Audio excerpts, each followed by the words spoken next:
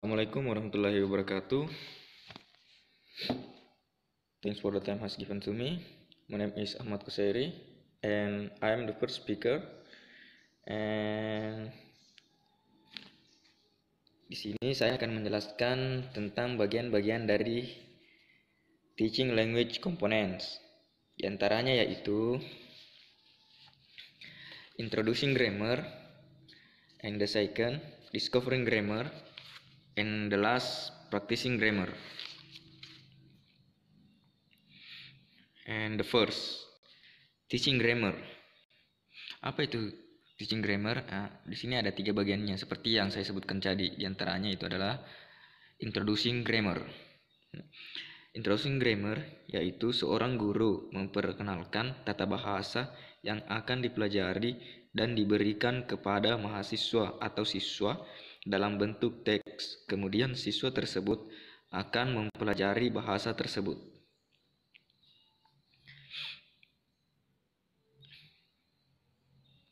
And the second, discovering grammar. Di sini maksudnya yaitu siswa dapat menentukan sendiri bagaimana bentuk bahasa, konstruksi, dan digunakan, dan mereka kemudian melakukan latihan menggunakan bahasa yang telah mereka temukan dalam teks yang sebelumnya diberikan untuk mereka pelajari. And the last yaitu practicing grammar. Practicing grammar yaitu siswa dituntut untuk membuat kalimat-kalimat menggunakan bahasa yang sudah diberikan, dan dalam hal ini siswa harus mengetahui apa yang diucapkan oleh pembicara atau guru, dan dalam hal ini siswa juga diharuskan untuk menuliskan hal yang dapat mereka lihat, misalnya pada pertandingan sepak bola. Yang pertama itu banyak orang yang berteriak, yang kedua seseorang sedang meniup fluid, dan yang ketiga seorang menendang bola. Thanks. My name is Muhammad Yasin Koluhu, and I will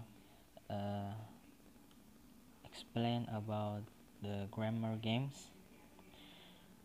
Many games from television and radio, and games that people play at home in their everyday lives, can be adapted for classroom use. The following 3 examples, however, show how we can design games especially for learners.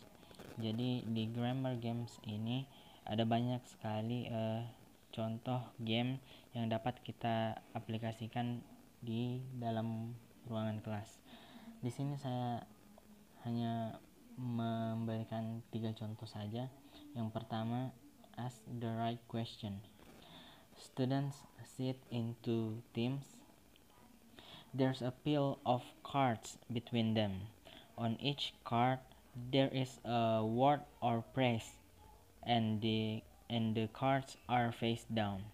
A member of team A pick up the first card and then has to ask the other team members question until they give exactly the answer that is written on the card.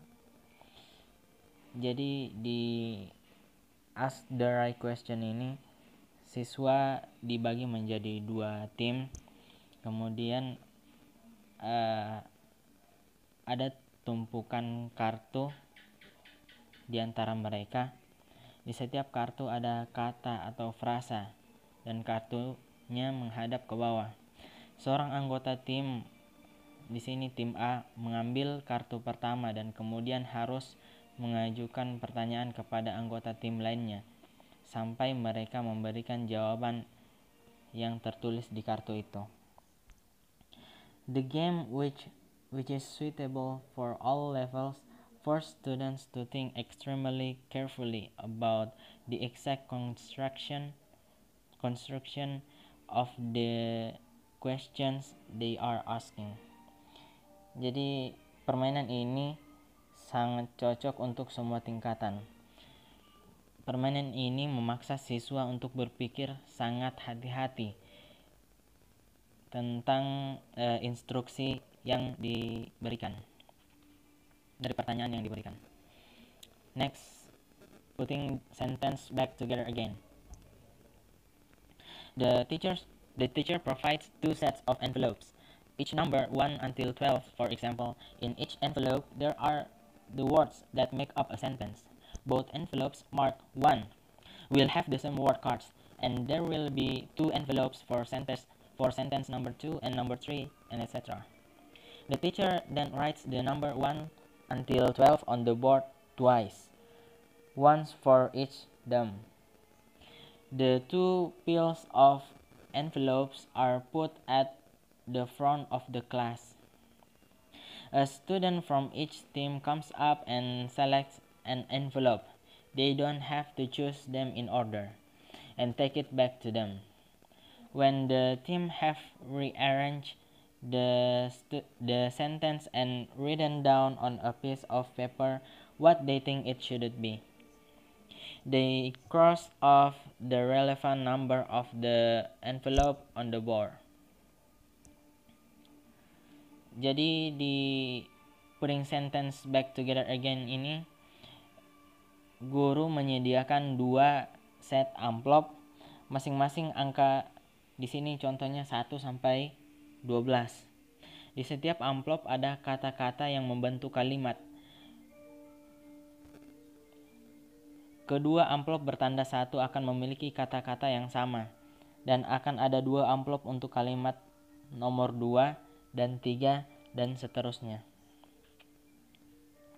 Guru kemudian menulis angka 1 sampai 12 di papan tulis 2 kali. 1 kali untuk masing-masing grup atau kelompok. 2 tumpukan amplop diletakkan di depan kelas. Seorang siswa dari setiap tim muncul dan memilih sebuah amplop. Mereka tidak harus memilihnya secara berurutan dan membawanya kembali. Ketika tim telah menyusun ulang kalimat dan menuliskan di selembar kertas apa yang mereka pikir jawaban yang tepat, mereka mencoret nomor amplop yang sesuai yang mereka dapatkan di papan tulis. The first team to finish gets 2 bonus points. The teacher then looks at the sentence they have written down, and each team gets a point for each correct sentence. Di sini tim yang pertama menyelesaikan mendapatkan bonus 2 poin. Guru kemudian melihat kalimat yang telah mereka tulis, dan masing-masing tim mendapat poin untuk setiap kalimat yang benar. And the last, one question behind. It is based on the simple idea that students should answer not the question they are being asked now, but the previous question. For the first question, for example, where do you sleep? They either don't answer at all, or they just say And then for the second question, for example, where do you eat? They give the answer they would have given to the first question in a bed. Jadi di one question behind ini, siswa tidak boleh menjawab pertanyaan yang sedang ditanyakan kepada mereka, tetapi menjawab pertanyaan yang sebelumnya. Contohnya di sini untuk pertanyaan pertama, di mana Anda tidur? Where do you sleep? Mereka tidak menjawab sama sekali atau mereka hanya mengatakan Dan kemudian untuk pertanyaan kedua, di mana Anda makan? Mereka memberikan jawaban yang akan mereka berikan untuk pertanyaan pertama. Contohnya, saya di tempat tidur. Contohnya, di mana kamu tidur? Jawabannya in a bed, di tempat tidur. We could add a competitive element to this game by timing it, or seeing who can shout put the one question behind answer first.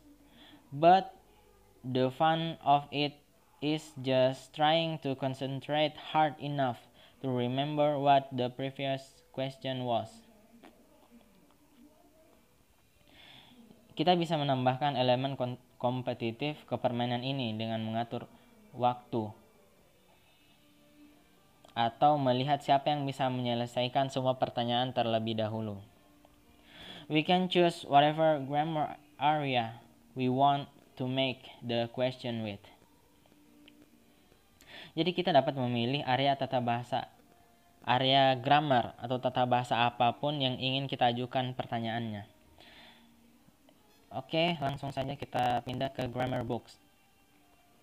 Grammar books come in many shapes and sizes. They range ones for students at lower level, which tend to offer quick, digestible explanation of grammar points and provide opportunities for practice of these specific points. To works designed for the more serious researcher, teacher, or advanced student. Michael Swan, a noted author of pedagogical grammar material, suggests that good grammar rules should exhibit simplicity, truth, clarity, because if a rule is unclear, it doesn't help anybody, and relevance, because there are some things which neither the students nor the teacher really need to know.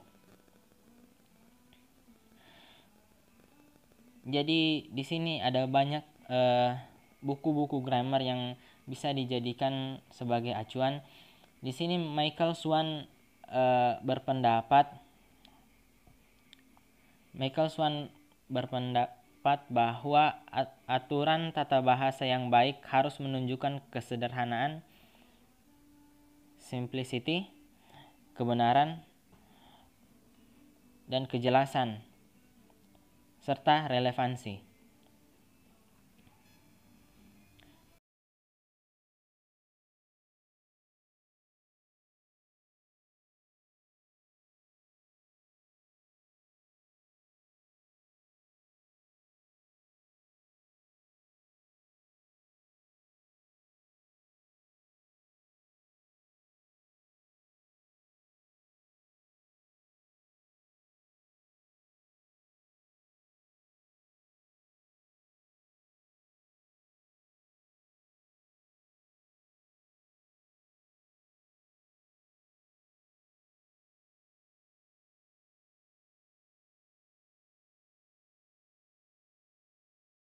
Using grammar books.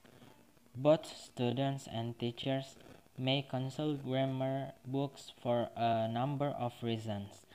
For example, students may be drafting or redrafting a piece of written work and may want to check that they are using some aspect of grammar correctly. Alternatively, a teacher having noticed that a student is making a lot of mistakes in one particular area might tell that student to look up the language in a grammar book in order to understand it better. Jadi baik siswa dan guru dapat membaca buku-buku grammar karena sejumlah alasan. Misalnya, siswa mungkin sedang menyusun atau merancang ulang sebuah karya tulis dan mungkin ingin memeriksa apakah mereka menggunakan beberapa aspek grammar dengan benar. Sebagai alternatif, seorang guru setelah memperhatikan bahwa seorang siswa melakukan banyak kesalahan dalam satu bidang tertentu, mungkin memberitahu siswa itu untuk mencari bahasa dalam buku grammar agar dapat memahaminya dengan lebih baik. Finally, teachers often use grammar books to check grammar concepts, especially where students ask difficult questions which they cannot answer on the spot, or where an area is so complex that they need to revisit it from time to time to remind themselves of the full picture. Grammar books are also vital for the for the preparation of materials. Akhirnya, para guru sering menggunakan buku-buku grammar untuk memeriksa konsep-konsep tata bahasa, terutama di mana para siswa mengajukan pertanyaan-pertanyaan sulit yang tidak dapat mereka jawab saat itu juga, atau di mana suatu pembahasan begitu rumit sehingga mereka perlu melihat kembali beberapa kali untuk mengingat materi secara sepenuhnya. Buku-buku tata bahasa juga penting untuk persiapan bahan ajar. There are a large number of grammar books available for teachers, students, and researchers at a range of levels. We recommend EMS1 2005, and there is also G. Leach et al. 2001, the D. Bieber et al. 2002, and for language teachers, especially Emperor 2000. For students, the most common study and practice grammar is the English Grammar in Use series by R. Murphy and others. But see also Grammar Practice for Elementary Students and the Other Levels by E. Walker and S. Ellsworth, and Real English Grammar by H. Lott. Jadi di sini ada banyak referensi-referensi buku grammar yang dapat kita jadikan acuan. Contohnya bagi siswa ada English Grammar in Use series by R. Murphy, serta Grammar Practice for Elementary Students by E. Walker and S. Ellsworth, dan Real English Grammar by H. Lott. Oke, mungkin itu saja dari saya. Saya berikan ke pemateri selanjutnya.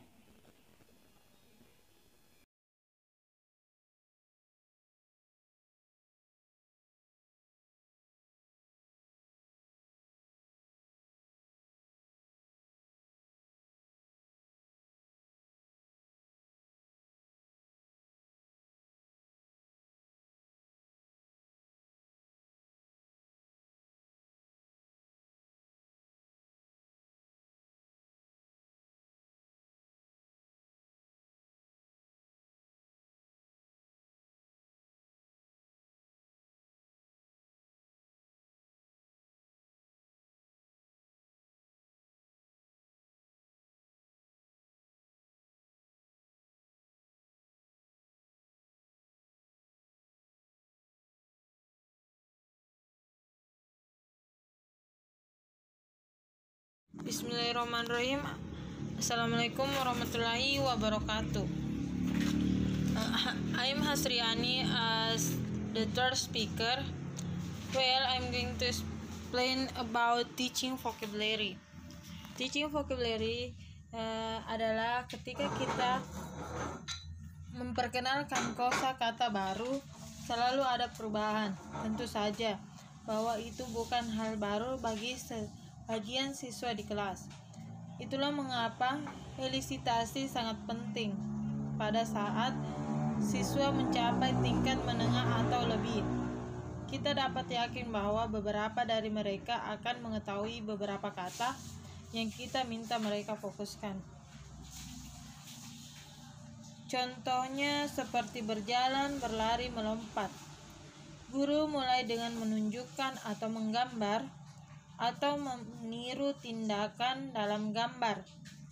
Yang pertama itu kata-kata tersebut dibentuk dalam teliti dan guru dapat dengan baik melakukan latihan isyarat cepat di mana ia menunjuk untuk menggambarkan atau memalsukan tindakan dan kemudian menominasikan seorang siswa untuk mengatakan meratap, memanjat dan lain-lain.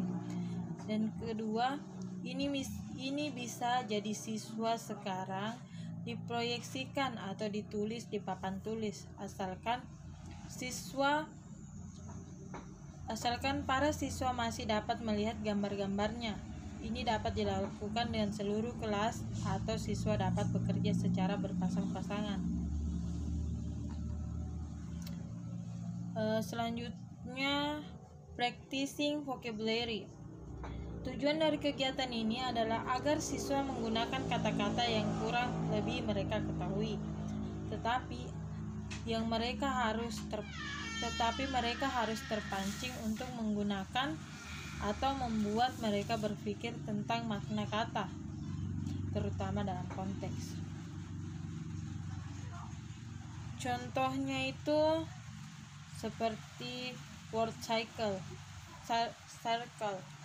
Di dalam kegiatan ini, siswa melihat roda kata-kata dan mencoba mengatakan kata-kata mana yang digabungkan dengan buku dan TV untuk membuat compound word. Kami mulai dengan menunjukkan word cycle kepada siswa dan kemudian memastikan bahwa mereka menyadari bahwa book dan case menjadi kata bookcase yang artinya rak buku. Siswa dibentuk dalam berpasang-pasangan atau berkelompok dan diminta untuk membuat kombinasi secepat mungkin. Mereka harus melakukan ini tanpa menggunakan kamus pada awalnya. Dan ketika kita pergi membaca jawaban di dalam kelas, kita dapat menempatkan beberapa kata dari mereka di papan tulis dan meminta siswa untuk memeriksa di dalam kamus mereka dan melihat apakah mereka benar. Selanjutnya, vocabulary game. Ada banyak game yang cocok untuk digunakan dalam vocabulary ini. Kadang-kadang permainan yang tidak dirancang khusus untuk bahasa siswa bekerja dengan baik dalam pelajaran ini. Ini termasuk Victionary, di mana pemain harus menggambar kata-kata yang harus ditebak oleh tim mereka, di mana para pemain harus memerankan judul permainan dan lain-lain. Ada 3 contoh permainan di bagian ini dirancang untuk melibatkan siswa, meskipun hanya satu di antaranya yang melibatkan jenis tebakan yang sering dimasukkan oleh permainan. Contohnya seperti Go Eat. Game ini dirancang untuk melibatkan siswa dengan daftar item kosakata yang akan digunakan dalam urutan pelajaran berikutnya. Itu tidak melibatkan tebakan atau pemrosesan mental yang rumit, tetapi sebagian akibatnya siswa melihat dan mendengar serangkaian kata-kata dan bersenang-senang melakukannya.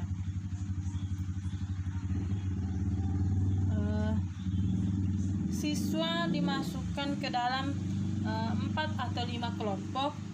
Semuanya duduk mengelilingi sebuah meja dan guru memberi setiap kelompok 10-15 kata tertulis atau kartu individu di dalam selembar kertas. Contohnya seperti kata cooking, such as light, chop, cut, pen, and etc. Siswa harus meletakkan kartu menghadap ke atas di atas meja di depan mereka sehingga semua dari mereka bisa melihatnya.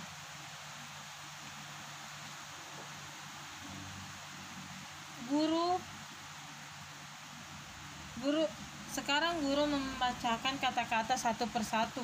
Tugas setiap individu dalam grup ini adalah mencoba merebut kartu dengan kata-kata yang disebut.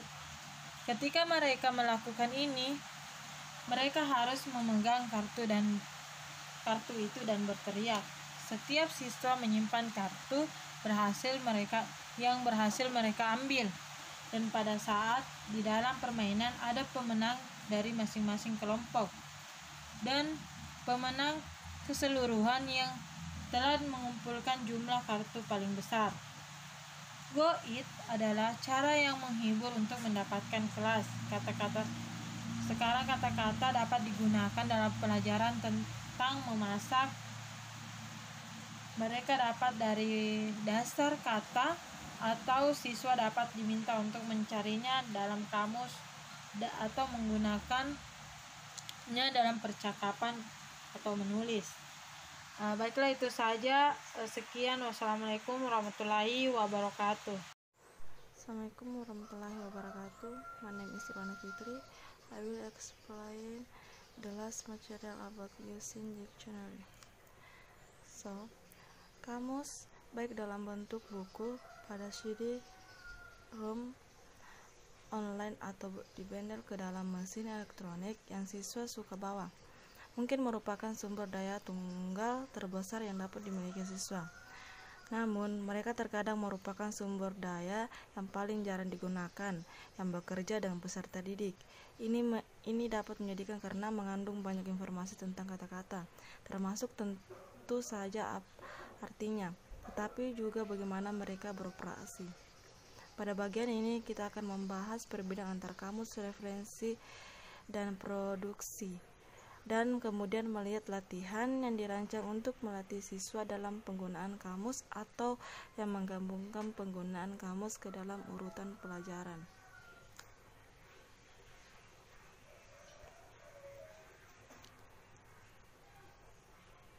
Next, referensi and production dictionary. In the dictionaries, there is a good chance that there will also be extra information telling the use about such things as. Dalam kamus ini ada peluang bagus bahwa ada juga informasi tambahan yang memberi tahu pengguna tentang hal-hal seperti yang pertama, perbedaan antara penggunaan Inggris dan Amerika, misalnya Senin hingga Jumat inklusif atau Inggris dan Senin hingga Jumat atau Amerika. Selanjutnya, similar word.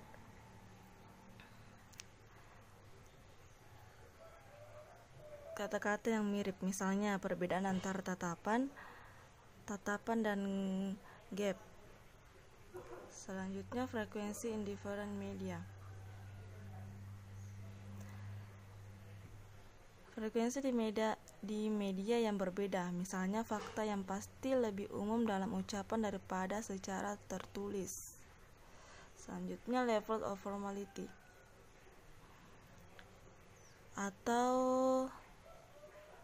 tingkat formalitas. Misalnya, fakta bahwa lamban adalah kata formal. Selanjutnya, connotation atau konotasi. Misalnya, fakta bahwa gelandang itu pertama sastra dan kata tertentu itu tabu. And then, in a production dictionary, students look for a general word that they already know, and which is a bit like the concept they wish to be able to express in English. In the case of eavesdrop, for example, that word manipulation. Dalam kamus produksi, siswa mencari kata umum yang sudah mereka ketahui dan yang agak mirip dengan konsep yang ingin mereka ungkapkan dalam bahasa Inggris. Dalam hal menguping, misalnya, kata itu mungkin didengarkan. Next, dictionary activity. The following activities are designed both to train students in how to use dictionaries and also to get them to use a dictionary as part of normal classroom work. Kegiatan-kegiatan berikut dirancang baik untuk melatih siswa tentang cara menggunakan kamus dan juga untuk membuat mereka menggunakan kamus sebagai bagian dari pekerjaan kelas yang normal.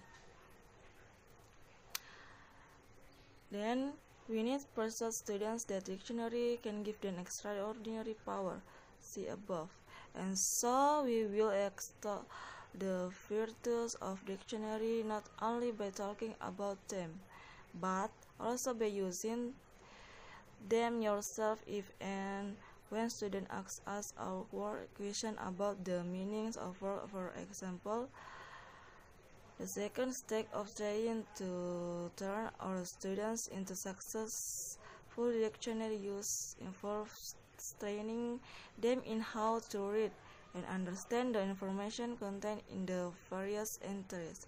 Finally, in step 3, we need to make sure that we include dictionary use in our lesson. Kita perlu meyakinkan siswa bahwa kamus dapat memberi mereka kekuatan luar biasa. Jadi kita akan memuji keutamaan kamus tidak hanya dengan berbicara tentang mereka, tetapi juga dengan menggunakannya sendiri. Dan ketika siswa bertanya kepada kita pertanyaan canggung tentang arti kata-kata misalnya, tahap kedua dalam mencoba mengubah siswa kami menjadi pengguna kamus yang sukses, melibatkan melatih mereka dalam cara membaca dan memahami informasi yang terkandung dalam berbagai entry. Akhirnya, pada tahap ketiga kita perlu memastikan bahwa kita memasukkan penggunaan kamus dalam pelajaran kita.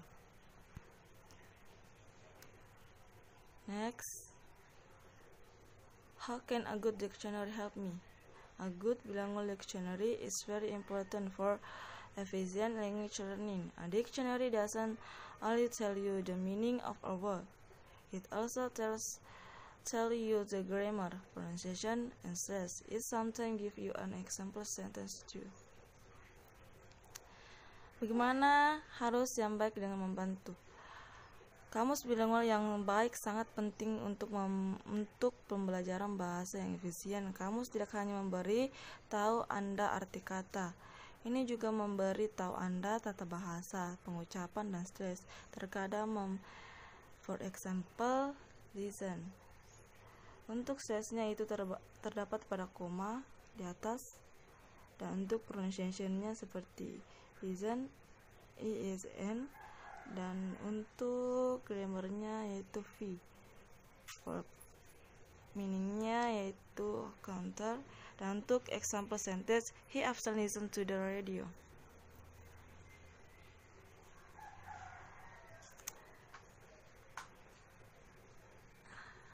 Nah, seperti ini juga observasi pada kamus. Pasti kalian tidak merasa asing melihat kata tersebut karena kata-kata dalam ini itu terdapat pada kamus dan kalian tentunya pasti sering melihatnya dalam kamus. So next, when student use dictionary. So students need to know when dictionary use is appropriate and acceptable and when it is less useful. It will be useful to talk to them about how. For example, it is a good idea to try to read a text for kids and guess the meaning of some unknown words.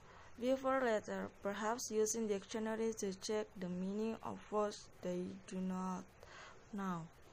They need to understand that if they avoid dictionary when they should be listening, they lose the benefits of hearing English spoken natural and the opportunity this gives them to practice their listening skills. However, we should also be sympathetic to the students' desire to understand every word since most people speaking a foreign language have this need. Siswa perlu tahu kapan penggunaan kamus sesuai dan dapat diterima dan kapan itu kurang bermanfaat. Akan bermanfaat untuk berbicara dengan mereka tentang caranya. Sebagai contoh, adalah ide yang baik untuk mencoba membaca teks untuk intisari atau dan terbaik arti dari beberapa kata yang tidak diketahui. Sebelum nanti mungkin menggunakan kamus untuk memeriksa arti kata-kata yang tidak mereka ketahui. Mereka perlu memahami bahwa jika mereka menggunakan kamus secara berlebihan ketika mereka seharusnya mendengarkan, mereka kehilangan manfaat mendengar bahasa Inggris yang diucapkan secara alami, dan kesempatan ini memberi mereka untuk melatih keterampilan mendengar mereka. Namun, kita juga harus bersimpati dengan keinginan siswa untuk memahami setiap kata karena kebanyakan orang yang berbicara bahasa asing memiliki kebutuhan ini. Okay, so like this, I think enough for my explain for me. So, wassalamualaikum warahmatullahi wabarakatuh. Thank you.